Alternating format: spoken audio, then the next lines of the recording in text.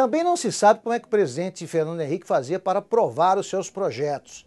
O presidente Lula diz que todo mundo tem de fazer aliança até com Judas para conseguir isso. Vamos saber se o ex-presidente concorda. Outro dia o presidente Lula fez uma afirmação que Cristo aqui faria acordo com Judas, né? Bem, a afirmação não... O senhor fez? Não, ele fez. Como o nosso sistema eleitoral é deficiente, o presidente se elege sem eleger uma maioria. Então, o chamado presidencialismo de coalizão implica em que o governo tem que fazer uma maioria no Congresso, fazer alianças. Você pode escolher fazer antes ou depois da eleição. Eu escolhi fazer antes. Fui muito criticado, mas eu fiz com o PFL, que era um partido grande. E depois eu chamei o PMDB. Era PFL que resultou no DEM. Só que eu fiz o acordo e o PMDB mandou uma carta concordando com o meu programa e eu escolhi os ministros, com exceção de um que foi indicado pelo Antônio Carlos, um bom ministro. O Antônio Carlos tinha a característica de que ele podia ser, como era, atropelador, mas ele tinha um certo sentido público. Você vê que a Bahia melhorou com ele, ele tinha preocupação do desempenho. Bom, Sérgio Mota, Educação, que era o Paulo Renato. Saúde, que foi o Jatene, depois foi o César, depois o Serra. Toda a área de Fazenda, Banco Central, Receita. Esse era o núcleo. Era o núcleo. Né? Reforma agrária. Há sempre uma certa área de menor importância onde você faz alguns acordos partidários e procura controlar esses acordos. E você tem que ter a preocupação de você está fazendo esse acordo porque você tem um projeto e um programa para que ele cumpra esse programa. E não pode fazer uma aliança com Judas. E o senhor não fez? Como é que o senhor conseguiu a votação de cada aprovação do projeto? O senhor já tinha essa maioria? Essa maioria já tinha no começo, não foi fácil, porque eu tinha por causa da reforma constitucional, mas eu tinha um real por trás. Como o Lula poderia fazer. O que eu digo? O Lula não precisaria ter feito o acordo com Judas. Como foi o acordo do Lula com o Judas? O mensalão. Porque aí o que acontece? Aí acontece uma inversão das coisas. Você não vê bem para que foi feito. Qual era o programa? Qual era o projeto que está sendo votado? Não tinha. Era simplesmente para ter subserviência do Congresso. E sempre há um risco, que é o seguinte, quando você faz um pacto com o diabo, às vezes o diabo ganha. E você tem que ter o cuidado de não deixar o diabo ganhar, mesmo que o diabo esteja próximo. No governo do Lula, me dá a impressão, com exceção do Lula, que é capaz ele é equilibrista, ele consegue e tal, o resto você não sabe para que lado vai o governo, que governo é esse, de quem é esse governo. E como ele tem essa figura e tinha essa capacidade que tem, ele não precisava. Poderia ter feito um acordo com o PSDB, Deveria. por exemplo? Deveria. Eu acho que depois daquela transição, no início, eu imaginei que fosse possível um acordo, não é nós entrarmos para o governo.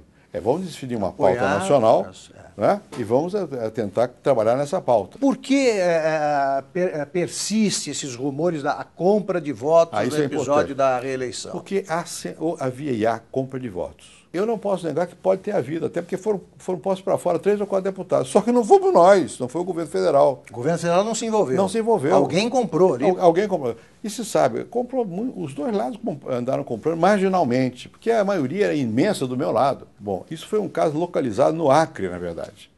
São todos deputados do Acre. Foi no Acre. No Acre. Né? Uma coisa local. PMDB, né? Eu não sei se eu acho que era PMDB, não tenho certeza. Parece que sim. E as pessoas esquecem que os governadores também eram candidatos à reeleição. Né? Então não houve. Aí montaram um negócio, um telefônico, porque no final o Serjão resolve tudo. O Sérgio Mota nem conhecia. Não sabia. Ele foi lá para a Câmara, brigou, foi com a Justiça para desafiar.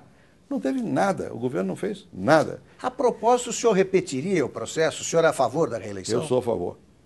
Se não fosse reeleição, eu não teria feito a lei de responsabilidade social, o sistema de metas, a rede de proteção social que deu nas bolsas, uma política social mais intensa, que só se pode fazer com o tempo.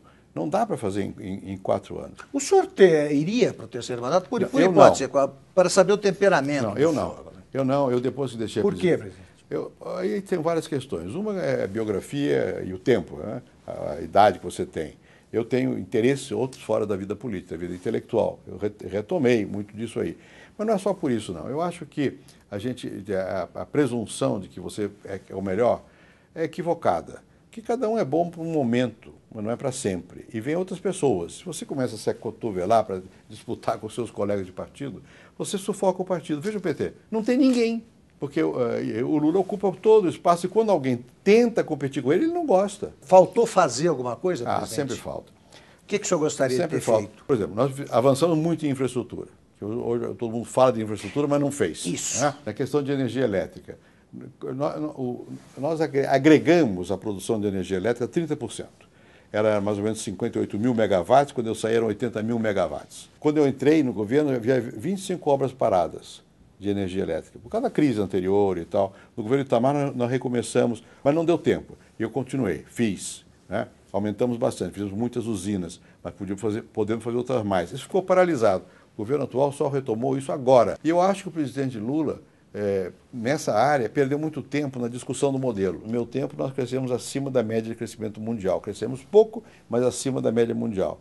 Agora nós crescemos mais, porém abaixo da média mundial. Bom, mas de qualquer maneira crescemos.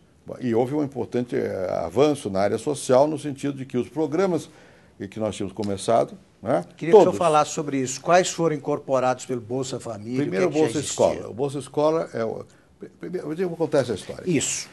Na década de 80, houve ajustes muito grandes na economia aqui da América Latina, inflação, muita dificuldade, muita pobreza, no começo de 90 também.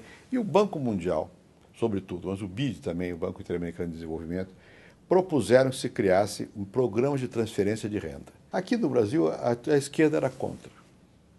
Por quê? Porque isso não resolve estruturalmente. Isso é esmola, eles diziam. E é verdade. Mas é óbvio que você tendo uma situação de dificuldade, você não pode deixar de enfrentar. Então, nós começamos a criar alguns desses programas.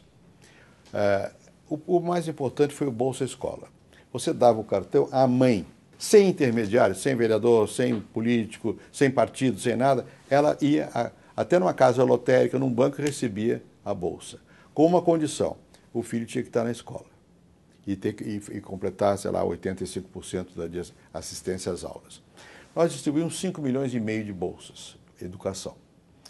Depois havia a Bolsa Alimentação. Essa era dada pelo Ministério da Saúde para a mulher que ficasse grávida e que se submetesse a todo o sistema de pré-natal. Depois tinha um outro que o Itamar tinha feito, chamava-se Bolsa Gás. E depois havia um outro que era para tirar a criança do trabalho penoso. Dona Ruth fazia coordenação, presidente? Não, a Ruth fazia outra coisa. A Ruth fazia, na Comunidade Solidária, um incentivo às formas inovadoras para ajudar esses programas. A Universidade Solidária, um de alfabetização, pelo qual passaram já 5 milhões de pessoas. 5 milhões. 5 milhões.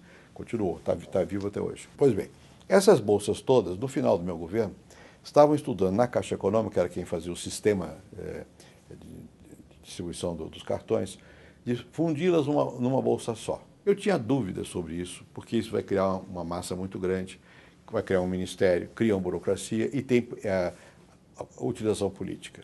O governo Lula juntou tudo. A fusão. Fez um ministério. Deu Bolsa Família. E fez a apropriação política. O Lula está dando. Eu nunca disse que eu dei 5 milhões e meio de bolsas. O mais importante é o seguinte: você inovou, você mudou o rumo, e em que velocidade você está avançando? Eu acho que eu fiz muito esforço para inovar e mudar o rumo.